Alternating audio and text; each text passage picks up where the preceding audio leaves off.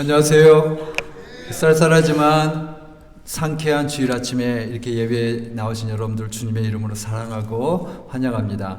우리 같이 찬양 부르심으로 주일 예배 시작하겠습니다. 내 영혼이 은총 입어 찬양하시겠습니다.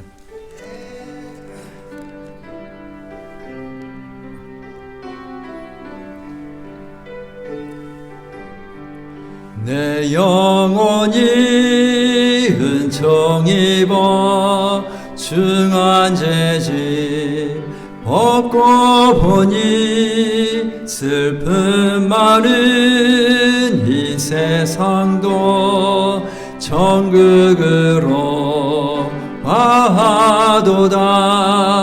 할렐루야 찬양하세.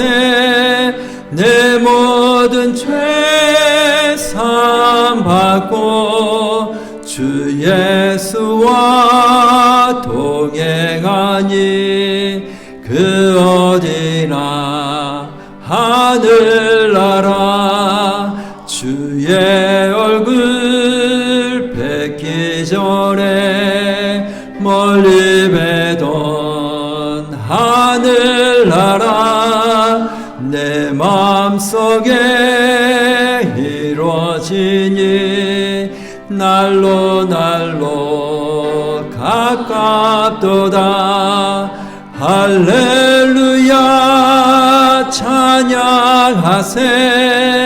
내 모든 죄 사함받고 주 예수와 동행하니 그 어디나 하늘나라 높은 산이 거친 들이 조막이나 궁궐이나 내 주 예수 모신 곳이 그 어디나 하늘나라 할렐루야 찬양하세.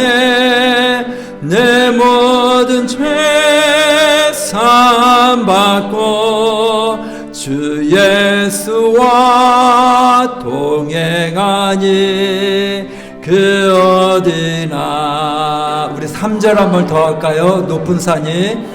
높은 산이 거친 들이 조막이나 궁궐이나 내 주 예수 모신 곳이 그 어디나 하늘나라 할렐루야 찬양하세.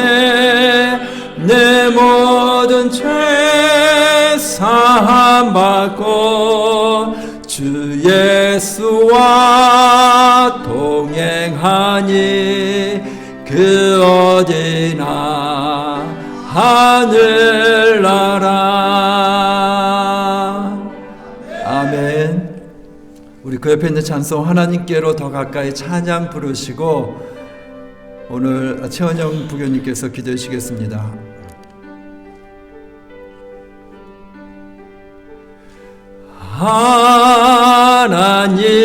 하나님께로 더 가까이 갑니다. 고통 가운데 계신 주님 변함없는 주님의 크신 사랑 영원히 주님만을 섬기리. 하나님께로 더 가까이 갑니다.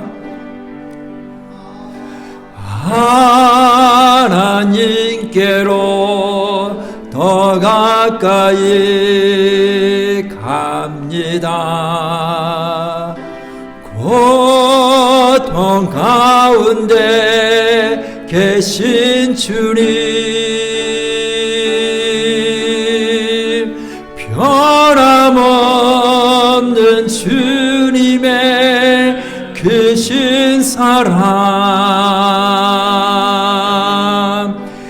영원히 주님만을 우리 한 번만 더 찬양할까요? 하나님께로 더 가까이,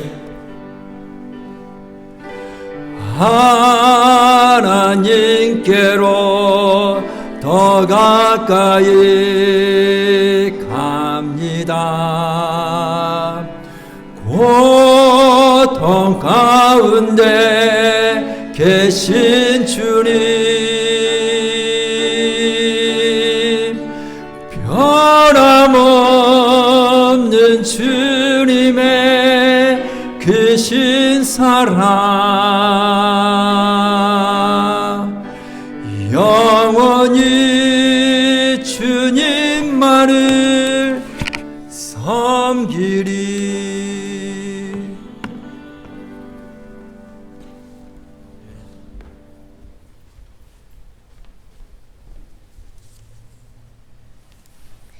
다 같이 기도하겠습니다. 전능하신 하나님, 우리 주 예수 십자가의 고통이 임하실 것을 아심에도 불구하고 우리의 참 목자가 되어주시기 위하여 낮은 곳으로 찾아와 만나주시고 저희를 사랑하시되 끝까지 사랑하여 주신 갚을 수 없는 은혜를 감사함으로 나아옵니다. 한 해의 시작과 끝을 붙들어 주시고 시시때때로 세세히 살피시어 모든 필요를 채우신 아버지께 감사와 영광을 올려드립니다. 아버지께서 저희의 연약한 두 손을 말씀으로 붙잡아 주시고 비천한 가운데에서도 먼 장래의 일에 소망을 가지게 하사 넉넉히 이길 힘을 주시니 감사합니다. 그 또한 주님께서 함께 가시지 않으면 새로운 길을 한 걸음도 나아갈 수 없는 연약한 존재이옵니다.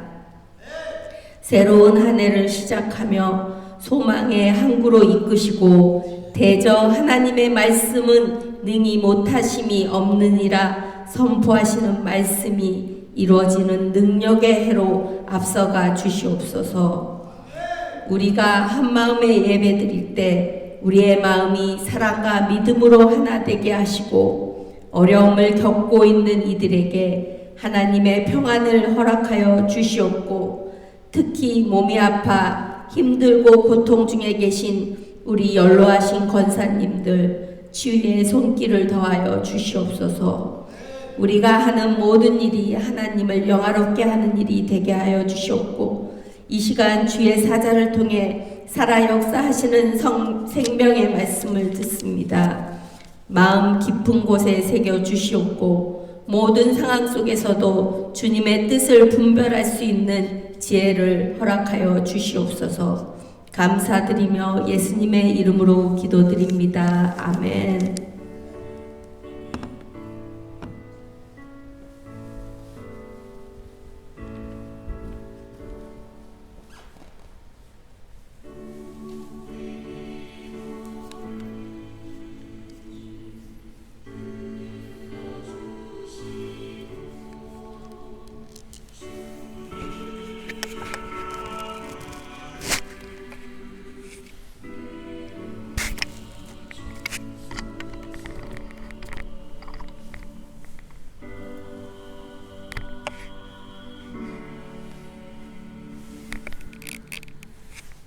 기도 감사드립니다. 우리 이 시간에 함께 오실 하나님의 말씀은 사도행전 9장 1절에서 9절 말씀, 사도행전 9장 1절에서 9절 말씀 우리 한 목소리로 같이 읽도록 하시겠습니다. 사울이 주의 제자들에 대하여 여전히 위협과 살기가 등등하여 대제사장에게 가서 다메섹 여러 회당에 가져갈 공문을 청하니 이는 만일 그 도를 따르는 사람을 만나면 남녀를 막론하고 결박하여 예루살렘으로 잡아오려 함이라. 사울이 길을 가다가 다메섹에 가까이 이르더니 호련히 하늘로부터 빛이 그를 둘러 비치는지라. 땅에 엎드러져 들으매 소리가 있어 이르시되 사울아 사울아 내가 어찌하여 나를 박해하느냐 하시거늘 대답하되 주여 누구시니까? 이르시되 나는 내가 박해하는 예수라. 너는 일어나 시내로 들어가라. 내가 행할 일을 내게 이를 자가 하시니 같이 가던 사람들은 소리만 듣고 아무도 보지 못하여 말을 못하고 서 있더라. 사울이 땅에서 일어나 눈은 떴으나 아무것도 보지 못하고 사람들의 손에 끌려 다메섹으로 들어가서 사흘 동안 보지 못하고 먹지도 마시지도 아니하니라. 아멘, 아멘, 아멘. 어찌하여 나를 박해하느냐라는 제목으로 말씀드리도록 하겠습니다. 여러분들, 우리가 방금 전에 불렀던 찬송이었죠. 하나님께로 더 가까이 갑니다. 고통 가운데 계신 주님. 여러분들, 하나님이 고통 가운데 계신가요? 하나님이 고통을 느끼시나요? 그렇죠. 사람을 하나님의 형상대로 창조하셨습니다. 그 얘기가 무엇일까요? 하나님의 인격, 하나님의 지성, 감성, 의지, 이런 것들을 사람이 본받아서 창조되었다라는 것이죠. 하나님이 감정을 가지고 계시죠. 기뻐하시고 때는 분노하시고 슬퍼하시고 하나님에겐 감정이 있습니다. 사람들은 예수님 십자가 달렸을 때 뭐 하나님의 아들이 뭐가 아프겠어? 그게 고통스럽겠어? 아니죠. 하나님이시면서도 인간이신, 완벽한 인간이신 예수님은 배고픔을 느끼실 정도로 철저하게 인간이셨고 십자가의 고통을 느끼셨습니다. 마치 여러분들의 자녀가 방황하거나 또는 방탕한 길에 빠졌을 때 마음이 속상하고 찢어지는 것처럼 하나님도 여전히 하나님의 자녀들, 하나님의 피조물들이 하나님을 대항하여서 하나님의 뜻을 깨닫지 못하고 반항을 할 때 하나님의 마음은 아프고 고통 가운데 있습니다. 특별히 오늘 본문에서 주님은 박해를 받는다고 말씀하고 계십니다. 4절 말씀이죠. 먼저 제가 일일이 이 사건을 설명하지는 않습니다. 여러분들, 이 사건은 너무너무 교회사에서 중요한 사건입니다. 사울이 회심, 사울이 주님을 만난 사건, 이 사건을 통해서 사울이란 사람이 이제 등장하고 그 교회의 원수 같던 사람이 하나님의 가장 충실한 제자로서 이렇게 변하는 바로 그 변곡점, 바로 주님과의 만남, 그 유명한 사건, 여러분들이 이 사건을 이해하실 것이라 믿고 그냥 그 전제하에 말씀을 드리도록 하겠습니다. 4절 말씀 보시면 땅에 엎드러져 들음에 소리가 있어 이르시되 사울아 사울아 내가 어찌하여 나를 박해하느냐 하시거늘. 어찌하여 나를 박해하느냐. 여기서 나는 물론 예수님이죠. 예루살렘에서 다메섹으로 가는 그 도상에서 예수님이 사울에게 특별하게 나타나셨어요. 하늘의 강한 빛으로 사울에게 나타나셔서 사울을 만나 주시는 장면입니다. 그때 예수님이 첫 번째 사울에게 하셨던 말씀은 사울아 사울아 내가 나를 왜 박해하느냐. 이 말씀을 통해서 우리는 두 가지를 알 수 있습니다. 사실 사울은 예수님을 직접적으로 박해하지 않았습니다. 그렇죠? 예수님이 이미 벌써 사울이 이렇게 막 등장했을 때 예수님은 십자가에 죽으셨고 부활하셨고 하늘로 승천하셔서 이미 이 땅에 안 계신 분이십니다. 그런데 예수님이 왜 나를 박해하느냐 그러셨어요. 물론 우리는 사울이 교회를, 예수님의 제자들을 박해한 사실을 알고 있습니다. 근데 예수님께서는 왜 내 교회를 박해하냐, 왜 나의 제자들을 박해하냐 이렇게 말씀하지 않으시고 왜 나를 박해하냐 그렇게 말씀하셨습니다. 이 말씀이 무엇일까요? 여러분들, 성도와 예수님이 거의 한 몸이라는 뜻입니다. 성도에 대한 박해가 곧 예수님에 대한 박해.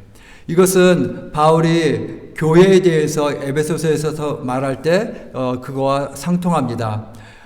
교회는 하나의 유기체입니다. 이런 인간의 조직이 아니라 생명 있는 유기체, 인간의 몸처럼 인간의 생명체이죠. 그래서 자라고 태어나고 성장하고 소멸하고 그게 생명체, 유기체죠. 교회가 바로 그런 유기체입니다. 교회가 이렇게 유기체, 사람의 몸에 비유하자면 교회는 몸이고 예수님 뭐죠? 예수님은 교회의 머리라고 하셨죠. 그래서 예수님은 교회의 머리시고 그리고 성도, 교회는 예수님의 몸이죠. 그러니까 교회와 예수님, 예수님과 교회는 한 몸이고 한 유기체입니다. 그러니 교회가 박해받을 때 예수님은 마치 자신이 박해받는다고 여기시는 것입니다. 교회가 찢어지고 갈라질 때 예수님은 살이 찢어지는 고통을 느끼시겠죠. 적어도 이 말씀에 비춰 보실 때요.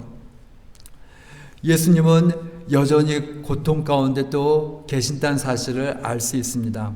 예수님은 이 땅에 오셨을 때 하나의 별명이 있었어요. 그건 이사야가 예언을 했는데요. 이사야서의 말씀 한번 보도록 할까요? 이사야가 예수님이 오심에 대해서 어떻게 예언을 했는지. 이사야서 53장 3절입니다. 그는 멸시를 받아 사람들에게 버림을 받았으며 강고를 많이 겪었으며 질고를 아는 자라. 질고를 아는 자라. 여기서 영어 성경의 번역어 a man of sorrow, a man of sorrow or man of suffering, a man of suffering. 고통의 사람 그리고 슬픔의 사람. 예수님의 별명이 예수님이 그런 삶을 사셨다라는 거예요. 예수님은 이 땅에서 구원자로 오셨는데 많은 슬픔을 느끼셨죠. 이 땅에 죄와 그 다음에 그 죄악으로 말미암아 고통을 당하고 비참한 가운데 있는 인생, 하나님의 걸작품인 그 인생을 보면서 예수님은 고통을 느끼셨고 친히 그 고통이 사랑으로 이렇게 받아들이셔서 죄짐을 지고 십자가에 죽으셨지요. 근데 예수님은 이 땅에 사셨다가 그 극한 십자가 고통을 당하셨고 부활 승리하셨고 십자가에 오르셨잖아요. 이제 승리하셨는데 여전히 예수님이 고통을 느끼실까요? 오늘 본문을 보니까 예수님은 여전히 하나님 보좌 우편에서도 고통을 느끼신다는 사실을 알고 있습니다. 예수님은 비록 하늘에 계셨지만 예수님이 예수의 영이라고 불리우는 성령님을 우리 가운데 보내주셨어요. 에베소서 4장 30절에 보니까 이런 말씀이 있네요. 하나님의 성령을 근심하게 하지 말라. 여러분들 성령님은 예수의 영이십니다. 아버지와 예수님이 하나이신 것처럼 예수님과 성령이 또 하나입니다. 예수님의 마음이 곧 성령님의 마음이고 예수님의 영이 성령님의 영이에요. 삼위일체, 분명히 세 분의 인격이 따로 존재하지만 그분은 본질적으로 이 세 분 한 분인 것, 그게 바로 삼위일체 교리잖아요. 성령님이 근심하는 것, 그게 곧 예수님의 근심이죠.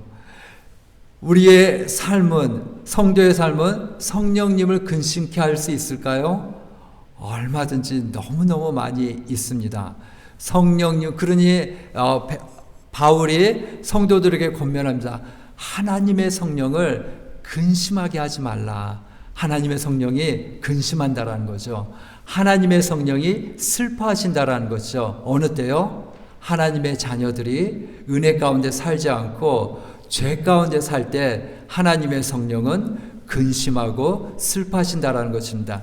그 성령님의 근심이 바로 예수님의 근심이고 예수님의 슬픔이 되는 것입니다. 하나님은 여전히 고통 가운데 계십니다. 하나님의 자녀들이 열심히 살아가며 믿음 안에서 살아갈 때 믿음이 없이는 기쁘시게 못하나니, 우리가 믿음으로 살아갈 때 하나님은 기뻐하셔요. 죄인들이 돌아올 때 하나님은 춤을 추세요. 그렇게 하나님은 기뻐하시고 춤을 추는 순간이 있는가 하면 하나님은 또한 하나님의 자녀들이 곧 죄 가운데 거할 때, 하나님의 마음을 잘 못 알아줄 때 하나님은 역시 고통과 근심 가운데 계신다는 사실, 여러분들 잊지 마시기 바랍니다. 우리가 아버지 철든다라는 게 무엇일까요? 아버지 부모의 마음을 이제 알아가는 거잖아요. 그렇게 나를 잔소리하고 그냥 나를 못 살게 굴었다고 생각했는데 철들고 나니까 왜 부모님이 그렇게 하신지 이해가 되는 거. 그게 철드는 거잖아요. 우리는 영적으로 철드는데 너무나 많은 시간이 걸립니다. 그렇죠? 하나님의 마음을 알아가는데 참 많은 시간이 걸려요. 그래서 여전히 신앙생활을 오래 했음에도 불구하고 하나님의 마음을 헤아리는데 너무너무 철없는 모습이 우리 가운데 있음을 고백을 드립니다. 하나님은 고통 가운데 계십니다. 우리가 하나님의 마음을 알아간다는 건 무엇일까요? 하나님의 고통이 내 고통이 되는 것이죠. 하나님의 기쁨이 내 기쁨이 되는 거고, 하나님의 미워함이 내 미워함이 되는 거고, 하나님이 이렇게 좋아하시는 게 내가 좋아하는 거. 그게 바로 내가 예수님을 닮아가고 성장한다라는 것입니다. 여전히 내가 죄를 사랑하고 그것을 좋아한다면 아직 나는 모르는 것입니다. 이 사건은 사울에게 큰 충격이었어요. 어느 정도 큰 충격이었을까요? 사울이 이 사건의 충격으로 일단 보지 못하게 됐어요. 물론 강한 빛이 있었지만 그거는 사울의 큰 충격이었어요. 그래서 사울은 그 순간에 보지 못하게 되었습니다. 눈이 멀었어요. 그리고 어떤 일이 일어났죠? 우리 8절 9절 보시면 사흘 동안 보지도 못하고 먹지도 마시지도 아니하니라. 여기서 보지 못한 거는 사울의 결단이 아니죠. 그냥 그렇게 눈이 안 보이게 된 거예요. 그렇지만 먹지도 마시지도 아니한 것은 사울의 결단이죠. 왜요? 너무 큰 충격을 받아서요. 너무 큰 충격을 받아서 사울은 먹을 수도 없고 식음을 말 그대로 전폐한 것입니다. 여러분들도 아마 너무나 큰 충격과 아픔을 당하면 식음을 전폐하고 그렇게 우리의 슬픔과 아픔을 표현하지 않습니까? 내가 이 상황에 어떻게 밥을 먹어? 너무나 큰 충격, 그리고 그것이 커서 사울은 지금 그런 상태에 있는 것입니다. 왜 그렇게 큰 충격을 받았을까요? 사울은 정말 큰 충격이었어요. 왜냐하면 사울이 이렇게 교회를 핍박하고 그리고 제자들을 잡아가는 것은 사울이 하나님을 위한 일이라고 생각했거든요. 하나님을 위하고 하나님을 사랑하기 때문에, 말씀을 사랑하기 때문에 저 이단과 같은 예수교를 내가 박멸해야지 어느 누구보다도 앞장섰어요. 그렇게 자기가 하나님을 위한다고 한 일이 하나님을 대적하는 일이라는 사실, 이건 사울한테 큰 충격이었습니다. 마치 여러분들이 어느 순간에 여러분들이 아주 좋은 신앙을 가졌다고 생각했는데 이만하면 하나님 저 괜찮죠? 하고 여러분들의 믿음과 신앙에 대해서 자부하고 있었는데 어느 순간 말씀의 강한 빛이 여러분들에게 비춰졌을 때, 그게 말씀을 읽거나 혹은 어떤 설교자를 통해서 말씀이 여러분들에게 강하게 비춰졌을 때 내가 지금 안전하고 잘하고 있는 상태가 아니구나 라는 것이 깨달아지는 순간이 있지 않았을까요? 저는 있었습니다. 여러분들은 어떻습니까? 그럴 때 사울과 같은 그런 아주 극과 극의 충격은 아니었지만은 정말 무너지는 그런 상황. 하나님, 제가 여태까지 이렇게 한 것이 저는 하나님을 위한다고 생각했었는데 하나님을 대적하는 거였고, 하나님께 기쁨을 드린다고 생각했는데 하나님 앞에 슬픔을 드린 것이었군요 하고 그렇게 깨달아지는 그런 순간들. 사울에게는 이게 너무나 큰 충격이었습니다. 충격이었어요. 오늘 여기 8절 말씀에 보시면은 사울이 땅에서 일어나 눈은 떴으나 아무것도 보지 못하고, 이 말씀이 나오죠. 눈은 떴는데 이제 보는 게 없다라는 것이죠. 근데 여러분들 이런 경험 많이 하죠. 언제 저런 것들이 있었었지? 내가 여기에 오래 살았는데 저거 처음 보네? 그런 적 있죠? 내가 눈 뜨고 보는 게 다 보는 게 아니라는 거죠. 무엇인가 내가 관심이 있는 것, 그 다음에 내가 뭔가 이렇게 반대로 근심과 걱정, 무엇인가 사로잡혀 있으면 아무것도 안 보이는 거죠. 눈은 떴으나 보지 못하고 있는 것이죠. 사울이 지금 예수님을 만난 이후에 이렇게 변했어요. 땅에서 일어나 이제 눈은 떴어요. 그러나 보이는 게 없어요. 이것은 사울의 여태까지의 영적인 상황을 얘기해 주는 것입니다. 사울은 율법에 대해서 얼마나 열심히 있는지 모르고 얼마나 말씀 공부를 많이 한지 몰라요. 그렇게 많이 읽었음에도 불구하고 많이 공부했음에도 불구하고 사울은 정말 봐야 할 것을 보지 못한 사람이었다라는 것입니다. 눈은 떴으나 보지 못하는 사람. 여러분들 헬렌 켈러 아시죠? 헬렌 켈러가 쓴 책이 있어요. 헬렌 켈러는 우리 위인전에서 뭐 한두 번은 이렇게 이름 정도는 보셨을 거라고 생각합니다. 태어났는데 19개월 만에 무슨 고열병이 걸려서 그 병 때문에 19개월이요. 19개월에 눈을 못 보게 되고 그 다음에 귀를 못 듣게 되었어요. 19개월이면 아직 말을 배우기 전 아닙니까? 그러니 보지 못하고 듣지 못하니 말도 못하게 됐죠. 3중 장애를 헬렌 켈러가 겪었습니다.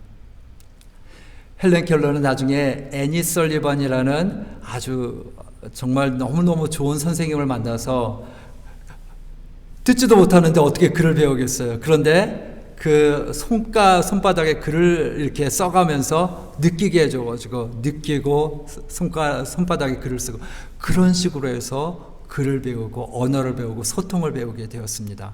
결국에는 나중에 유명한 그런 강연자가 되고 저술가가 되었습니다. 물론 헬렌 켈러가 죽을 때까지 눈은 못 보았고 귀도 듣지 못했습니다.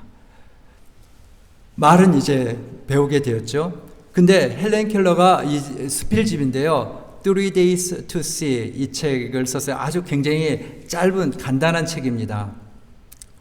만약에 자기에게 3일만 볼 수 있다면 나는 무엇을 보겠다 그런 내용입니다. 책의 그냥 골자는요. 전혀 못 보다가 만약에 3일만 내가 딱 3일만 하나님이 눈을 기적적으로 뜨게 해서 보게 하고 3일 후에 만약에 다시 또 못 보게 된다면 그 3일 동안에 정말 보고 싶은 게 얼마나 많이 있을까요?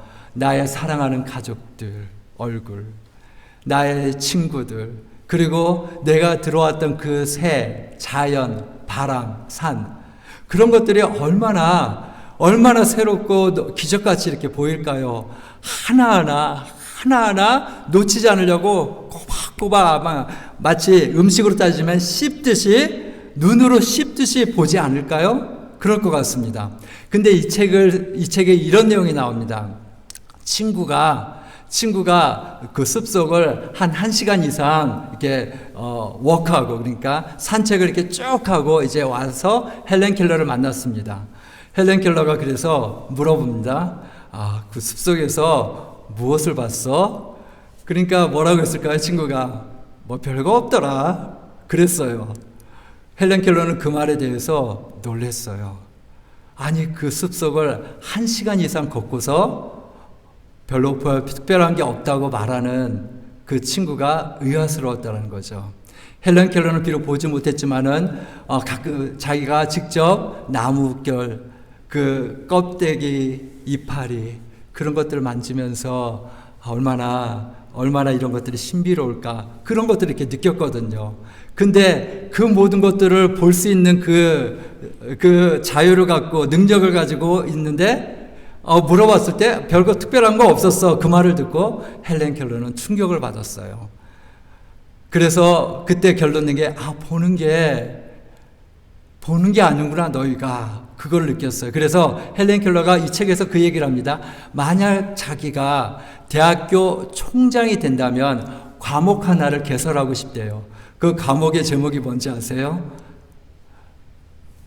눈을 잘 사용하는 법. 그거를 이렇게 가르치고 싶대요. 우리는 눈을 가지고 있지만 실제로는 눈을 잘 사용하지 못한다라는 것이죠. 좀 이해가 되죠? 우리는 내가 보고 싶은 것만 보고 그것마저도 내가 근심과 걱정과 두려움과 무엇인가 사로잡혀 있으면 그것마저도 못 보는 우리 연약한 인생입니다.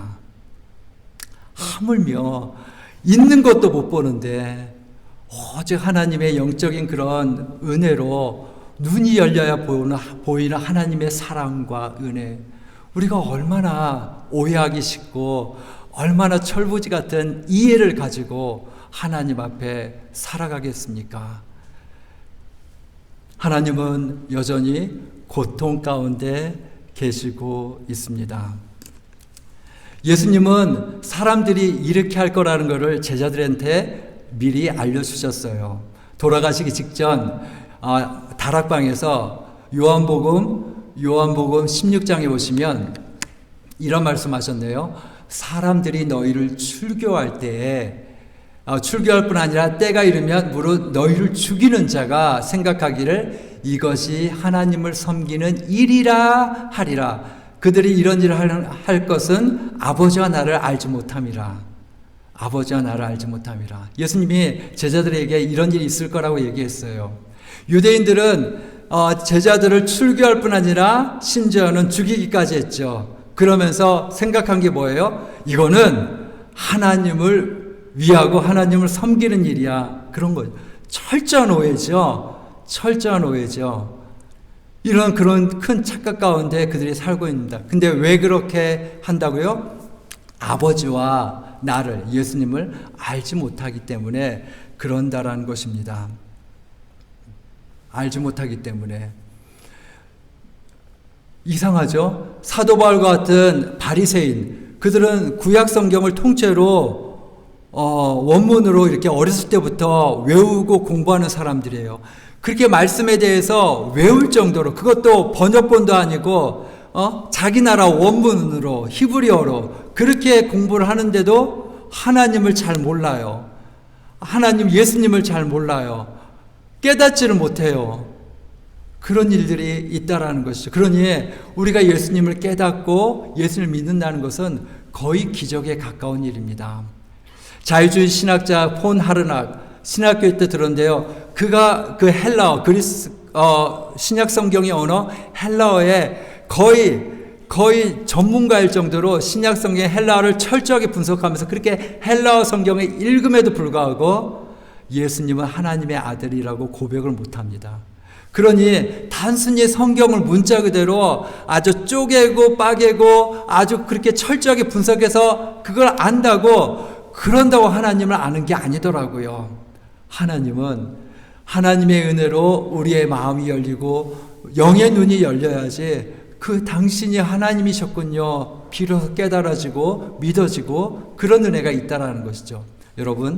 여러분들이 예수님을 믿는 거는 이게 놀라운 일입니다.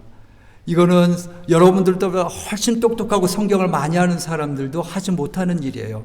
근데 여러분들이 하고 있다면 이건 기적에 가까운 것이고 하나님의 은혜라는 거예요. 왜 이런 착각의 삶이 반복이 될까요? 그리스도를 모르기 때문에. 두 번째는 잘못된 열심, 바른 지식이 없어서. 약간 비슷하긴 한데요.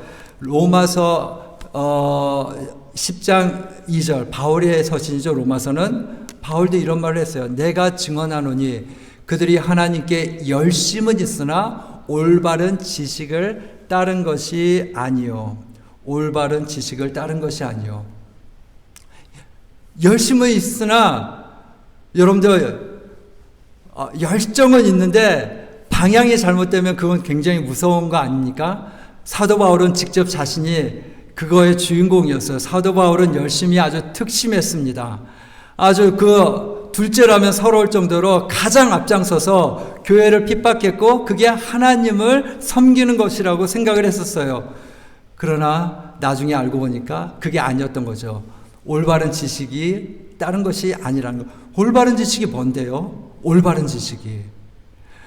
아까 말씀드렸듯이 사도 바울은 성경을 아주 그냥 원어로 외울 정도로 그렇게 공부했던 사람입니다. 구약 성경. 그럼에도 불구하고 올바른 지식을 가지지 않았다면 도대체 올바른 지식은 무엇이길래 유대인들은 그렇게 성경을 외우고 공부하면서도 그런 예수님에 대한 지식을 알지 못할까요? 올바른 지식. 올바른 지식은 살아있는 지식이라는 것입니다. 죽지 않은 지식. 반대로 죽은 지식은 무엇일까요? 죽은 지식은 실천함이 없고 머리로만 아는 지식들. 이런 것들이 바로 죽은 지식입니다. 말씀의 껍데기만 갖고 그 정신에 대해서는 별로 이렇게 하나님 앞에 은혜를 구해서 깨닫지도 못하는 그런 사람들. 율법의 형식은 잘 가지고 있지만 율법에 더 중한 의와 인과 신은 버렸던 사람, 바리새인들이었죠. 오늘날에도 현대판 바리새인은 많이 있습니다. 종교적인 그런 껍데기와 그런 형식들을 많이 가지고 있고 그 가장 사모하는 그 말씀의 가장 핵심인 사랑을 실천하는 데서 너무너무 인색한 것. 그래서 말씀은 많이 알아요. 지식은 있는데 그 지식으로 사람을 판단하고 정죄하고 싸우고 죽은 지식. 열심은 있는데 살리는 지식이 아니라 자기도 죽고 남도 죽이는 그런 열심이 되고 있는 것이죠. 그런 착각이 얼마든지 오늘날도 있다라는 것입니다. 여러분들 오늘 본문 1절에 보면은 어떤 말씀이 있냐면요. 1절에 보면은 사울이 주의 제자들에 대하여 여전히 위협과 살기가 등등하여 대제사장에게 가서, 여기서 이 등등하다는 표현이 브리드라는 표현이거든요. 브리드 뭐죠? 숨을 쉰다. 숨을 쉬는데 어떤 숨을 내쉬냐면은 threat of death, 아주 죽이겠다는 그런 위협, 살기가 이렇게 막 이렇게 호흡할 때마다 이렇게 품어져 나오는 거예요. 여러분들 우리가 좀 어떤 일로 분노할 때 가슴이 막 뛰기 시작하죠. 방망이 질하죠. 그러면서 막 호흡이 조금 거칠어지죠. 화가 났을 때. 그러면서 막 이렇게 혈기가 이렇게 호흡할 때마다 나오고 있죠. 여러분들 이거는 굉장히 안 좋은 신호입니다. 여러분들이 그 무엇을 위해서라도 그게 교회를 위한다고 할지라도 여러분들의 마음에 벌써 미움과 이런 혈기가 이렇게 가득 차가지고 숨이 거칠어지고 그리고 호흡할 때 이 더운 그런 호흡이 이렇게 막 나오면서, 그렇다면은 그 이유가 아무리 정당하다 할지라도 굉장히 여러분들은 위험한 상황에 있어요. 하나님의 일은 그렇게 이루어지지 않습니다. 하나님의 일은 사랑과 그 다음에 인내와 관용으로 이루어지는 거예요. 여러분들 호흡을 체크하십시오. 만약에 여러분들의 가슴이 막 방망이질하고 심장 맥박이 빨라진다면 스탑하십시오. 말하지 마세요. 하나의 좋은 사인입니다. 그리고 그게 다시 이렇게 잔잔해졌을 때 그때 말을 해보세요. 그때요. 그러면은 조금 덜 실수하게 될 것입니다. 오늘 본문 사울아 사울아 내가 나를 왜 핍박하느냐. 우린 두 가지 사실을 알 수 있어요. 하나님은 여전히 고통 가운데 계신다라는 것. 그런 반면에 우리는 굉장히 착각 가운데 살 수 있다라는 것. 그 두 가지 사실을 알 수 있습니다. 어떻게 이런 착각에 빠지지 않을 수 있을까요? 어떻게 이런 오류에 빠지지 않을 수 있을까요? 첫 번째는 하나님의 은혜입니다. 늘 겸손하게 자신을 돌아보는 그런 자세가 필요합니다. 하나님, 오늘도 주의 은혜가 저를 지배하여 주십시오. 아까 말씀드린 대로 그게 아무리 교회를 위하고 하나님을 위한다고 해도 여러분들의 마음이 벌써 마음이 방망이질하고 가슴이 펄떡펄떡 뛰고 막 그냥 안정이 안 된다면 그건 좋은 사인이 아닙니다. 좋은 사인이 아니에요. 하나님의 일은 그렇게 되지 않습니다. 캄해지고 그럴 때 여러분들이 해야 될 말을 하십시오. 겸손하게 하나님 제가 혈과 육으로 나아가는 게 아니라 온유함과 사랑함으로 나아갈 수 있도록 도와주십시오. 하나님 앞에 기도하면서 겸손히 순종하고자 하는 그런 모습으로 나아갈 때 우리는 좀 더 실수를 덜 할 수 있습니다. 그리고 스스로에게 시편 기자의 말처럼 하나님 저를 돌아보십시오. 제 마음을 체크해 주세요. 혹시 하나님 앞에 악한 것이 있으면 보여주세요 하고 그 시편 기자가 139편에서 기도한 것처럼 내 마음을 돌아봐 주옵소서 하는 그런 기도를 날마다 우리는 하나님 앞에 할 필요가 있어요. 그래서 하나님 제 마음을 체크해 주세요. 그리고 제게 무언가 악한 것이 있으면 알게 해 주세요 하고 그렇게 열리고 겸손한 마음으로 하나님 앞에 기도하고 나의 목자 나의 양은 나의 음성을 듣나니 그런 말씀대로 성경을 통해서 내가 주님의 음성을 듣고 있나 체크해 보십시오. 내가 단순히 글자를 읽고 있는 게 아니라 머리에 지식을 쌓고 있는 게 아니라 지금 나를 향하신 주님의 음성을 내가 듣고 있는가? 목자가 양을 이끌어내면 양은 목자의 음성을 아는 거로 그 음성을 듣고 따라가느니라. 그래서 그 음성을 듣고 내가 지금 주를 따라가고 있는가? 그러면 안전합니다. 근데 단순히 성경만 읽고 그냥 어떤 지식으로 남고 그렇다면은 그거는 성경을 아는 것이지 하나님을 아는 것과 상관이 없을 수 있습니다. 사랑하는 여러분들, 사울아 사울아 내가 나를 왜 박해하느냐? 그게 여러분들의 이름이 되지 않기를 바랍니다. 여러분들이 하나님을 위한다고 내는 열심히 오히려 하나님 앞에 아픔을 드리는 그런 일이 되지 않기를 바랍니다. 그러기 위해서 하나님 앞에 하나님 저를 인도해 주세요. 저는 늘 실수할 수 있는 존재입니다. 하나님 도와주세요 하는 마음으로 하나님 앞에 늘 나아가시는 삶이 되기를 우리 주 예수님의 이름으로 축원합니다. 기도하시겠습니다. 하나님 감사합니다. 하나님 사울의 착각을 우리가 반복하지 않도록 도와주시고 여전히 고통 가운데 계신 주님의 고통이 하나님 우리의 고통이 되게 하시고 주님의 기쁨이 우리의 기쁨이 되게 하여 주옵소서. 주님의 증오가 하나님 우리의 증오가 되게 하시고 주님의 포용하심과 용납하심이 또한 우리의 포용과 용납함이 될 수 있도록 인도하옵소서. 예수님의 이름으로 기도드렸습니다. 아멘. 하늘에 계신 우리 아버지여 이름이 거룩히 여김을 받으시오며 나라 임하옵시며 뜻이 하늘에서 이룬 것 같이 땅에서도 이루어지이다. 오늘날 우리에게 일용할 양식을 주옵시고 우리가 우리에게 죄 지은 자를 사하여 준 것 같이 우리의 죄를 사하여 주옵시고 우리를 시험에 들게 하지 마옵시고 다만 악에서 구하옵소서.